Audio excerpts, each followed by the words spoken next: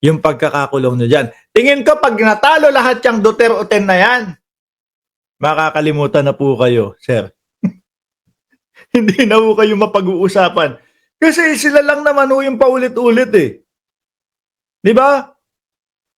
Sila lang ho yung paulit-ulit mga kababayan na lalabas na si Duterte. Uuwi na si Duterte bago mag-Setyembre. Sila lang ho yun. At paulit-ulit na sinasabi nila doon sa kanilang pangangampanya. Bakit? Kasi pinipilit nila na maawa yung taong bayan doon sa nakakulong at pinipilit nila na ang maging naratibo ho ay sila yung magiging Superman ng dating Pangulong Duterte. Pagka nanalo sila, sabihin na natin yung Duterte nanalo ho, mga kababayan, 10, no? Ang posible, si Sara Duterte.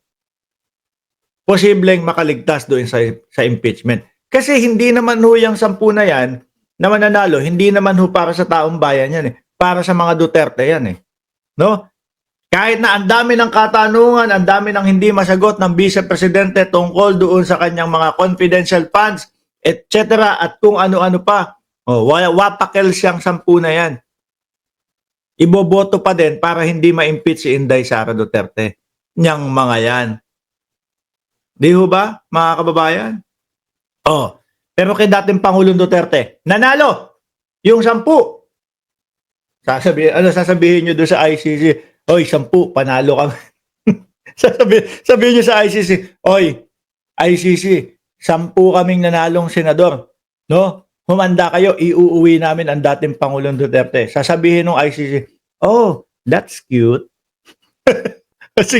Sige, magserbisyo na kayo diyan sa Pilipinas. Yung pagpapauwi sa dating Pangulong Duterte, nandito na sa amin. Paano nyo papapauwiin? Yung isang ang kandidato nila dahil nga po hindi makapasok yung kanyang yung kanyang party list, mga bossing, nagmagaling pa. Sulat daw kay Trump, sulat daw kay Netanyahu, sulat daw kay kay Putin. Si Greco Bellica. Wala, hindi na pag-uusapan yung kanyang party list, mga kababayan. Kaya, kunyari, sulat ako kay Donald Trump, no? Isusumbong ko sila kay Donald Trump na pauwiin na si dating Pangulong Duterte. Nakarating ba? Hingan nyo. Kasi yung mga ganyan sulat, may mga yan tinatatakan nila yan. Tinatatakan po, received by Office of the President. Tapos may United States of America. Hanapan niyo po si Greco Bellica. Bellica, nakarating ba kay kay Donald Trump yung iyong sulat?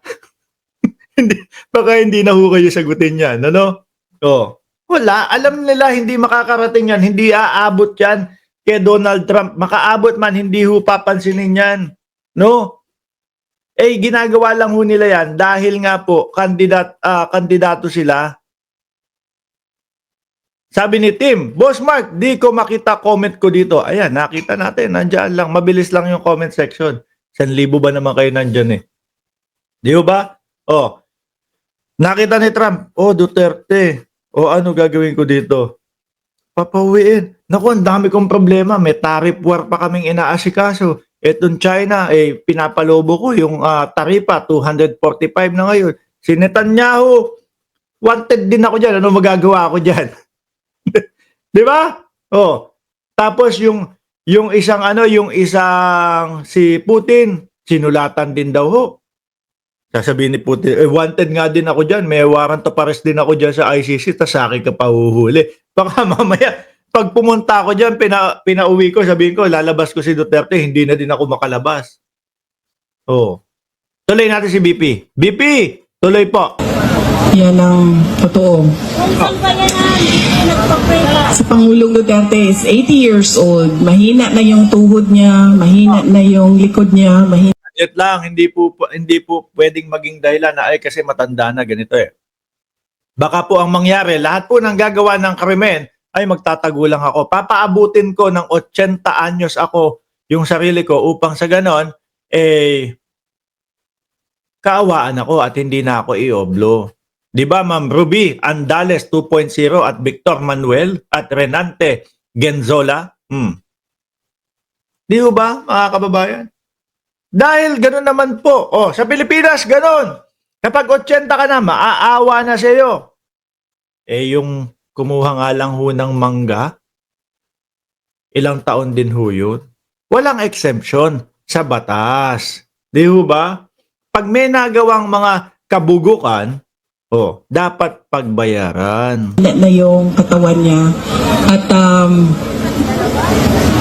na kakaawa siya sa sitwasyon niya. Maawa daw po kay dating Pangulong Duterte, kaya iboto yung Duterte-10. Diyos ko po, Lord. Ang layo, no?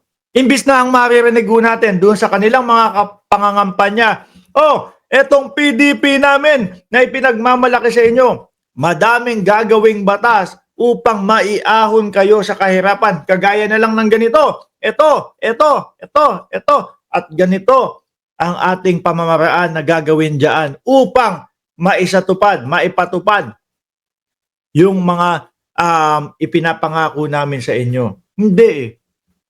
Plataforma de gobyerno ho nila, mga kababayan, iboto nyo po yung Duterte o yung PDP para po makalabas na si dating Pangulong Duterte. Kayo naman, mga bugok, mga uto-uto na mga DDS, no, maniniwala naman kayo na kaya nilang mapalabas ang dating Pangulong Duterte. Oo, kasi bugok kayo, no? Madali kayong mga mapapaniwala. Di ba? Biruin mo, harap si Philip Salvador. Ako, senador ng Pilipinas, nanalo ako. Palabasin mo si Duterte. Ay, umuwi ka dito. Baka masama ka pa dito sa loob. Anyway, since nandoon na nga ho ang dating Pangulong Duterte, ito para sa mga DDS pwede kayo sumama kung meron kayong pamasahe. Kaya lang kung 20 pesos na bigas, iniiyak ninyo, malabo kayo makasama. Pupunta ulit ng dahig si Inday Sara Duterte. Mga boss. Okay? Gandang gabi, sabi ni JM sa TikTok. Shoutout sa iyo, boss. Sabi dito, sa balita ng GMA News Online, Sara Duterte to return to The Hague on her birthday. Sa mga DDS, pwede kayong pumunta doon, pwede kayong sumama doon. Kung may pamasahe kayo. Kaya lang, kung 20 araw-araw nakikita namin, asan ang 20 pesos na bigas? Asan ang 20 pesos na bigas? Mukhang malabo. Ano po? Tingin ko ang gawin nyo, maghanap kayo ng trabaho para gumanda yung buhay nyo at kahit papaano naman umabot sa punto na ang kakainin nyo yung